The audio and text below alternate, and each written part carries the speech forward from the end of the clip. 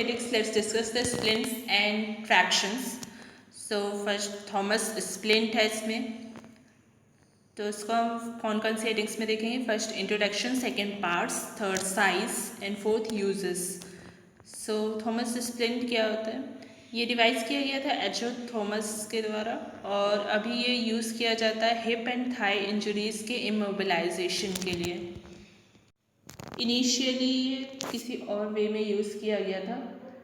पहले इमोबिलाइजेशन सबसे पहले जो यूज़ किया गया था इसको नी के ट्यूबरकुलोसिस के लिए इमोबिलाइजेशन के लिए यूज़ किया गया था. तो इसको थॉमस नी बेड स्प्लिंट भी कहा जाता है. सेकेंड इसके पार्ट्स क्या होते हैं. एक रिंग होती है, साथ में 2 साइड पार्ट्स होते हैं इसके. तो जैसे फिगर में दिख रहा है वैसा होता है ये. यहाँ पे एक रिंग है और 2 बार्स हैं, आउटर बार एंड इनर बार. उसके बीच में नॉच है एंड यहाँ पे आउटर बार एक कर्व बना रहा है रिंग के साथ एंड इनर बार एक एंगल बना रहा है रिंग के साथ 120 डिग्री का. तो ये थॉमस स्प्लिंट का डायग्राम है.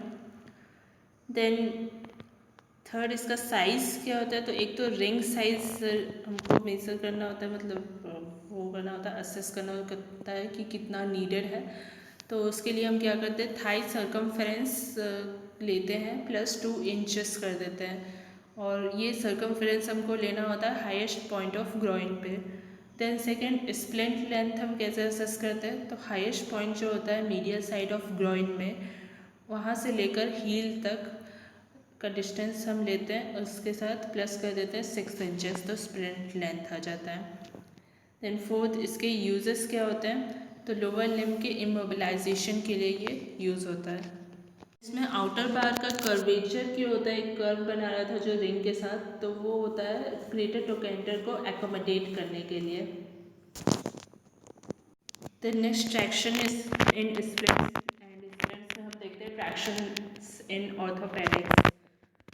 तो इसको हम कौन कौन से हेडिंग्स में देखेंगे. फर्स्ट इसका ऑब्जेक्टिव है, सेकंड टाइप्स है ट्रैक्शंस के, देन थर्ड है methods of applying traction, fourth है comparison, then fifth common traction systems हैं and six daily care of patient in traction है. तो ये सारी हेडिंग्स रहेंगी. तो फर्स्ट इसके ऑब्जेक्टिव्स क्या होते हैं ट्रैक्शंस के. फर्स्ट फ्रैक्चर को रिड्यूस करना होता है, फ्रैक्चर रिडक्शन. सेकंड इमोबिलाइज करना.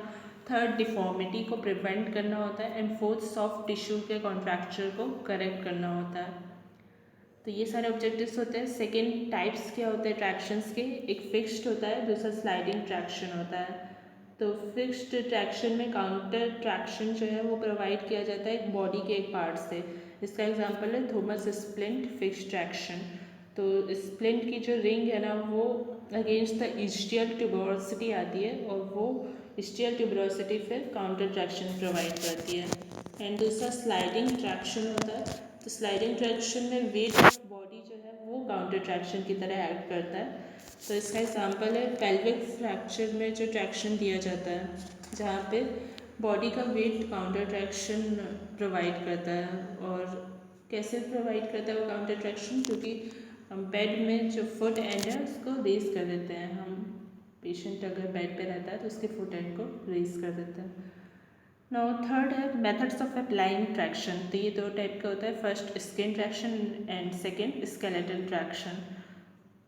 तो इन दोनों में क्या डिफरेंस होता है ये देखते हैं. तो कंपैरिजन है यहाँ पे. स्किन ट्रैक्शन जो है वो चाहिए होता है माइल्ड टू मॉडरेट फोर्स के लिए, जबकि स्केलेटल ट्रैक्शंस चाहिए होता है मॉडरेट टू सीवियर फोर्स के लिए. दैन स्किन ट्रैक्शन जो है मोस्टली चिल्ड्रन में यूज़ किया जाता है एंड स्केलेटल ट्रैक्शंस एडल्ट्स में यूज़ किया जाता है. थर्ड डिफरेंस है अप्लाइड विथ का.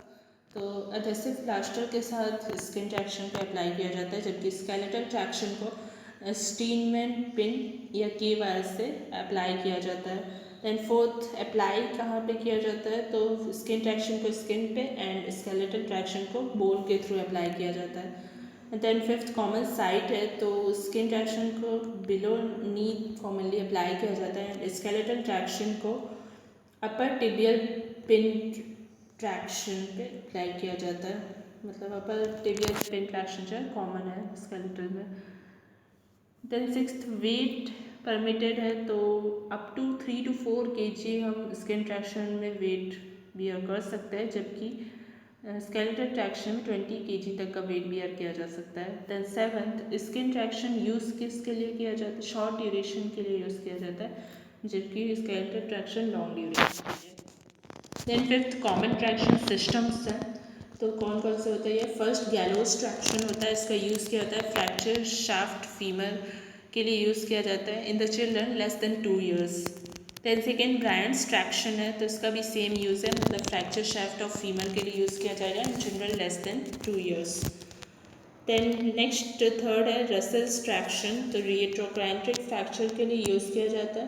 देन फोर्थ बक्स ट्रैक्शन है, तो कन्वेंशनल स्किन ट्रैक्शन होता है ये। देन फिफ्थ परकिंस ट्रैक्शन है, ये फ्रैक्चर शाफ्ट फीमर के लिए यूज़ किया जाता है एडल्ट्स में। देन सिक्स्थ 90-90 डिग्री ट्रैक्शन है, तो ये अगेन फ्रैक्चर शाफ्ट फीमर के लिए यूज़ किया जाता है, लेकिन ये चिल्ड्रन में यूज़ किया जाता है।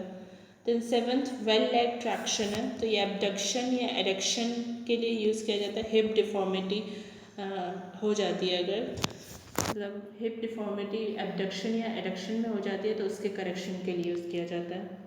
देन एट्थ डनलॉप ट्रैक्शन है, तो ये सुप्रा कॉन्डाइलर फ्रैक्चर ऑफ ह्यूमरस के लिए यूज़ किया जाता है। देन नाइन्थ स्मिथ्स ट्रैक्शन है, तो ये again supra condylar fracture of humerus के लिए यूज़ किया जाता है। देन टेंथ है कैल्केनियल ट्रैक्शन, तो ये एंकल या लेग के ओपन फ्रैक्चर के लिए यूज़ किया जाता है। देन 11th मेटाकार्पल ट्रैक्शन है, तो ये ओपन फोर आर्म फ्रैक्चर्स के लिए यूज़ किया जाता है। देन 12th है हेड हाल्टर ट्रैक्शन, ये सर्वाइकल स्पाइन की इंजरीज़ के लिए यूज़ किया जाता है। देन 13th क्रचफील्ड ट्रैक्शन है, तो अगेन ये सर्वाइकल स्पाइन की इंजरीज़ के लिए यूज़ किया जाता है। एंड 14th है हेलोपेल्विक ट्रैक्शन, ये स्कॉलियोसिस के लिए यूज़ किया जाता है। देन 6th हेडिंग है हमारी ट्रैक्शन में daily care of patient in traction, तो डेली केयर में क्या क्या देखा जाता है। एक तो कंफर्टेबल होना चाहिए वो ट्रैक्शन, जितना पॉसिबल हो उतना कंफर्टेबल। दूसरा प्रॉपर फंक्शनिंग होनी चाहिए उस ट्रैक्शन की। सो फुट ऑफ द पेशेंट या जो end of the traction device है वो पुली को टच नहीं करना चाहिए, जिससे कि ट्रैक्शन इनइफेक्टिव हो जाता है अगर वो टच करता है तो। And third terminal part of limb को वार्म होना चाहिए एंड नॉर्मल कलर होना चाहिए, मतलब साइड इफ़ेक्ट कुछ नहीं होना चाहिए। देन फोर्थ है कोई स्वेलिंग है तो उसको वॉच करना होता है। Then fifth pin tract infection नहीं होना चाहिए, स्केलेटल ट्रैक्शन में हो सकता है क्योंकि, तो वो अर्ली डिटेक्ट करना होता है। देन सिक्स्थ प्रॉपर पोजीशन होनी चाहिए, मतलब फ्रैक्चर की भी प्रॉपर पोजीशन हमको डिटेक्ट करनी होती है, जिसकी वजह से ट्रैक्शन हम सही जगह पर लगाएं। देन सेवन्थ फिजियोथेरेपी को कंटिन्यू किया जाता है ट्रैक्शन में अगर लिम्ब रहता है तो भी। देन एट्थ वॉच करते हैं हम जनरल कॉम्प्लिकेशंस के लिए, जैसे बेड रेस्ट पे है पेशेंट तो उसकी वजह से बेड सोर्स चेस्ट कंजेशन ये सब हो सकता है, तो उसको वॉच करते हैं, कॉन्स्टिपेशन ये सब। And then ninth diversion therapy दी जाती है पेशेंट को, जिससे कि वो बिज़ी रहे और बेड पे लंबे समय तक कन्फाइंड है तो उसको इस चीज़ का एहसास ना हो, जैसे कि रीडिंग क्राफ्ट गेम्स ये सब सजेस्ट किए जाते हैं, वॉचिंग टेलीविजन नेट सर्फिंग ये सब। सो ये था ट्रैक्शंस एंड रिस्टेंट्स के बारे में। Thanks for watching.